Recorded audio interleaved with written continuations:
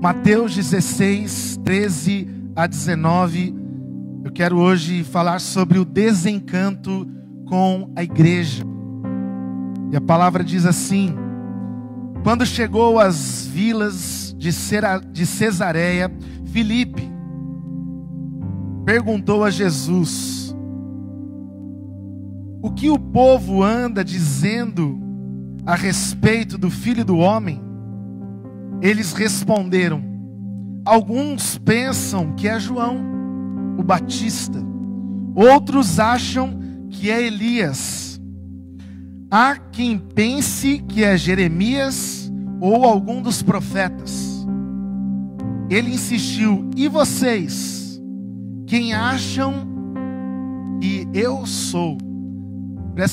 Presta bastante atenção nessa pergunta. Quem acham que eu sou? Simão Pedro declarou: tu és o Cristo, o Messias, Filho do Deus vivo. Jesus afirmou: Deus o abençoe, Simão, filho de Jonas. Você não retirou a resposta dos livros e nem citou algum professor. Meu Pai no céu, o próprio Deus, revelou a você o segredo sobre quem sou de fato. Agora vou dizer quem você é de verdade. Você é Pedro. Você é uma pedra. Essa é a pedra sobre a qual vou edificar minha igreja. Uma igreja tão exuberante, tão cheia de força e energia, que as portas do inferno não serão capazes de obstruir o seu avanço. Isso não é tudo. Vocês terão acesso livre e total ao reino de Deus e as chaves para abrir qualquer porta, sem mais barreiras entre o céu e a terra. Um sim na terra é um sim no céu, e um não na terra é um não no céu. Deus fale ao nosso coração, que o Espírito Santo encha a tua casa nesse tempo, em nome de Jesus, amém. Os americanos têm costume de fazer pesquisas, e sobre a igreja não é diferente. Um americano chamado George Barna, ele pesquisou a geração pós-moderna, e ele concluiu que nos últimos 15 anos dobrou o número de adultos sem igrejas nos Estados Unidos. A média de idade de pessoas que estão sem uma igreja era antes de 38 a 43 anos. Desses, 37% são solteiros e 55% são homens.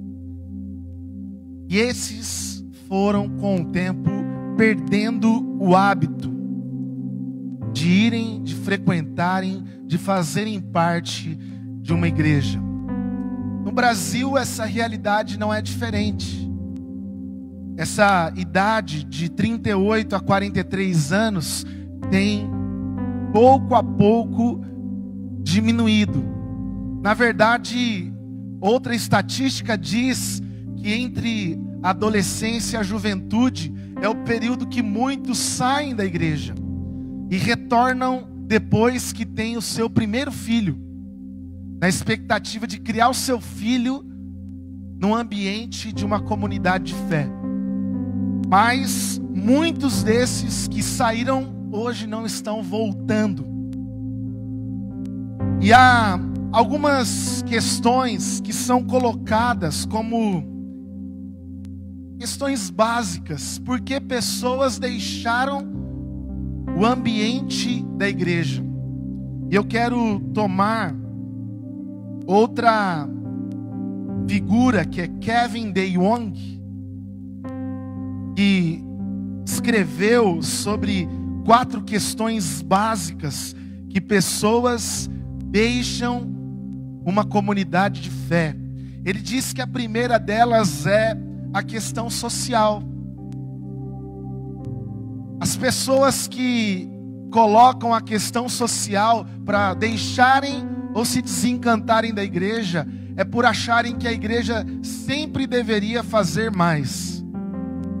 A igreja deveria atender mais, ajudar mais, fazer mais. Eu quero dizer para você que a igreja tem sim uma grande relevância social, mas a prioridade do evangelho são as boas novas.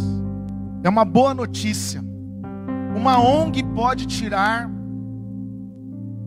uma pessoa, um morador de rua, dessa condição de rua, mas só o evangelho de Cristo pode tirar a rua do coração de uma pessoa. Um centro de cuidado a drogados pode tirar a pessoa da droga ou das drogas, mas só Jesus pode tirar a droga do coração do homem. Mas também Kevin diz que há questão pessoal, de pessoas que dizem assim: eu fui ferido pela igreja, eu fui ferido por líderes, a igreja me frustrou, a igreja não me socorreu no momento que eu precisava. Eu quero dizer para você que a igreja, ela nunca será capaz de fazer e atender todas as demandas pessoais. A igreja, ela tem sim seus limites, ela tem as suas fragilidades, mas além da questão pessoal, alguns vão se apegar também dentro dessas 4 questões básicas, a questão histórica.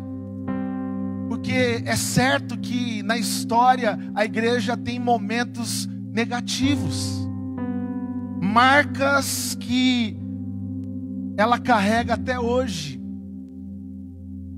e não são compreendidas, marcas que desde Constantino, quando a igreja se uniu ao Estado, trouxeram repercussões que não foram positivas para a fé, para a espiritualidade. E é verdade que existem marcas ruins, mas existem momentos maravilhosos. Existem situações na história onde a igreja mudou, transformou e marcou a vida, nações, marcou não só aspectos de fé, mas interrompeu situações que, como a Inglaterra vivia, onde pessoas estavam perdidas. Na época, por exemplo, onde o metodismo cresceu, começou a se espalhar ali, através de John Wesley.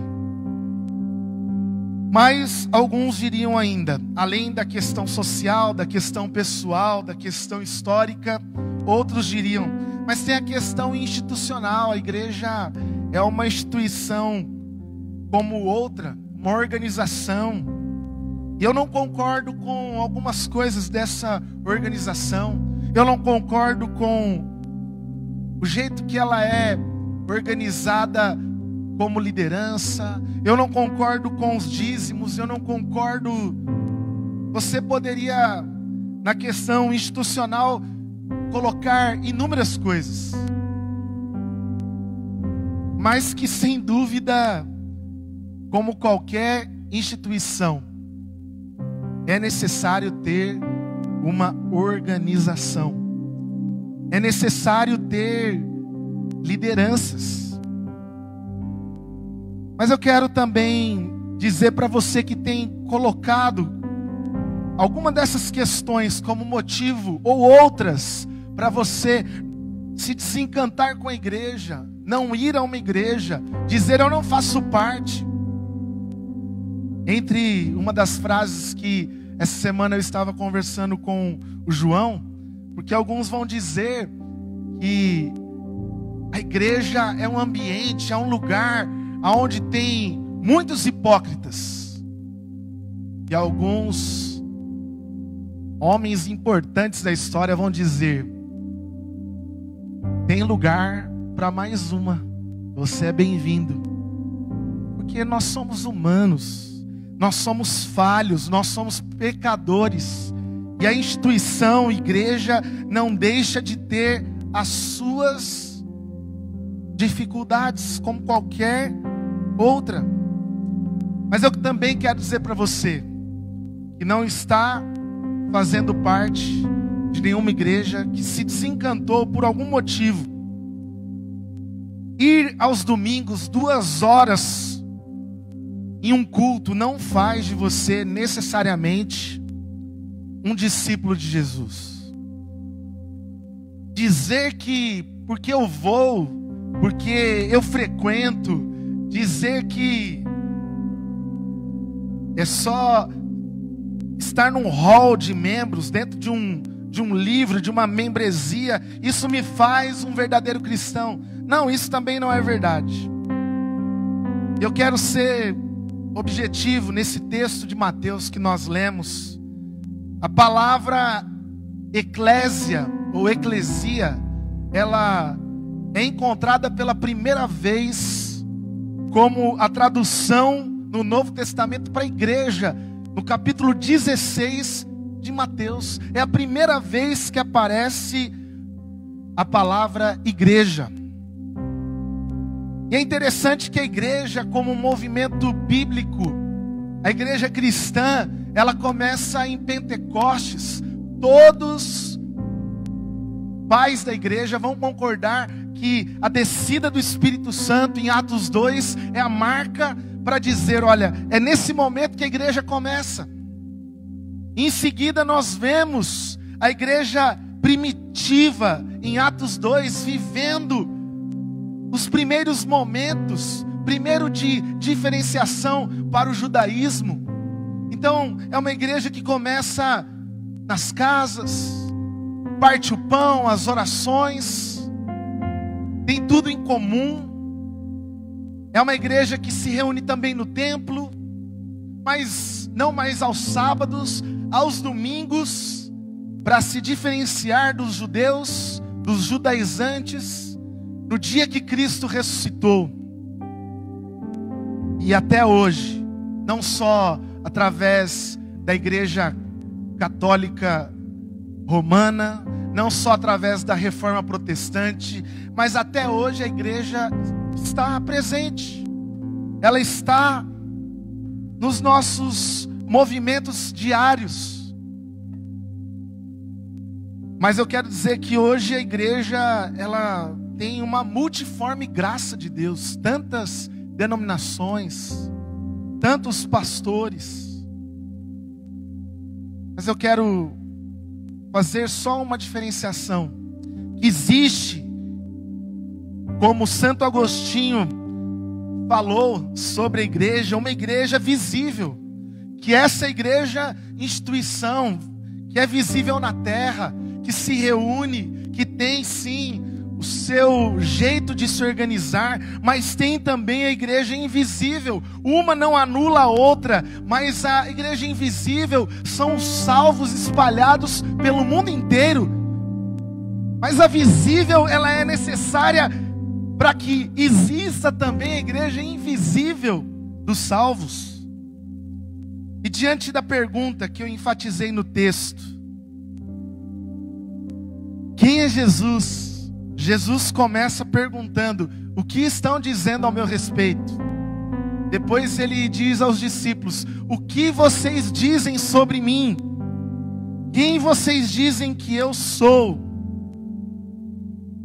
E nós podemos, através desse texto, entender o valor para os nossos dias, o valor absoluto que a igreja continua tendo e nunca será perdido. Nesses dias que você tem sentido a limitação de estar em um pequeno grupo, presencialmente, a um culto, alguns estão sentindo falta, outros talvez não. Talvez alguns se acostumem com a transmissão apenas, está ótimo. Eu não preciso mais fazer parte, eu não preciso mais ir, eu não preciso mais contribuir, eu não preciso mais ajudar, eu não preciso mais liderar, eu não preciso mais me envolver. Mas eu quero dizer para você que existem três razões pelas quais a igreja nunca perderá o seu valor, e que Mateus 16 nos diz. Em primeiro lugar, é que Cristo é o fundamento da igreja. Cristo é o fundamento da igreja. Diante da pergunta quem eu sou, e alguns vão dizer você é Elias, João Batista, Pedro não tem dúvida, tu és o Cristo, o Filho do Deus vivo. E o que Jesus diz sobre esta pedra, sobre esta declaração, sobre este fundamento, eu colocarei a minha igreja. Jesus está dizendo: Pedro, aquilo que você está falando é aonde eu coloco, é aonde eu estabeleço a minha igreja na terra. Eu coloco a igreja em mim. Eu coloco a igreja alicerçada em mim. Por isso eu quero dizer para você que pensa o contrário, que a igreja não é uma ideia humana, a igreja não é um desejo do homem puramente. Eu estou no processo de plantação de igreja, e ontem mesmo à noite meu filho me perguntou: pai, foi você que escolheu o alvo, né? Você que escolheu o nome, né? É você que inventou essa igreja. É por esses e outros motivos que pessoas se esquecem que a igreja, ela é muito maior que uma placa. É lógico que meu filho, na inocência, ele está entendendo e valorizando o pai que está vivendo um tempo de viver a igreja na terra, de valorizar. Mas quantas pessoas se esqueceram que o fundamento da igreja não é um homem, não é um pastor, não é uma liderança formada, mas é Cristo. Mas é o próprio Deus que pensou na igreja, é o próprio Deus que instituiu a sua igreja como noiva. Frank Viola vai dizer: a igreja, quando plantada no solo de Cristo, a igreja, quando plantada no solo de Cristo, ela é um organismo vivo. A diferença é em que solo estamos colocando a igreja. Em qualquer solo, num solo arenoso, num solo qualquer, Cristo é o cabeça, Cristo é o alicerce. Em segundo lugar, o texto de Mateus nos diz não apenas que Cristo é o fundamento da igreja, mas que a igreja de Cristo prevalece. A igreja de Cristo prevalece. A palavra diz: e as portas do inferno não prevalecerão sobre a igreja. É certo que alguns estudiosos hoje sobre a igreja falam também que a igreja tem um papel transitório. Existem igrejas, denominações que não vão durar para sempre. Mas eu quero dizer para você que a igreja de Cristo, que é fundamentada em Cristo, que foi Ele que colocou para que vivêssemos nela, por ela, para a honra e glória do nome dEle, essa igreja, ela prevalece. Essa igreja não para por causa de coronavírus. Essa igreja não para por causa de problemas políticos. Essa igreja não para por causa de crise econômica. Essa igreja não para porque o inferno se levanta. Não, ela continua, ela passa por todas as lutas, angústias, por lágrimas, por mártires, e ela avança. Ela avança. Como diz Efésios 5:25, que essa igreja prevalece não porque é a minha denominação, é o meu movimento, é a minha estrutura, não. Vimos há pouco tempo igrejas, templos históricos sendo queimados. Igrejas vão passar, mas a igreja de Cristo prevalece, porque Ele é o cabeça, Ele é o fundamento dela.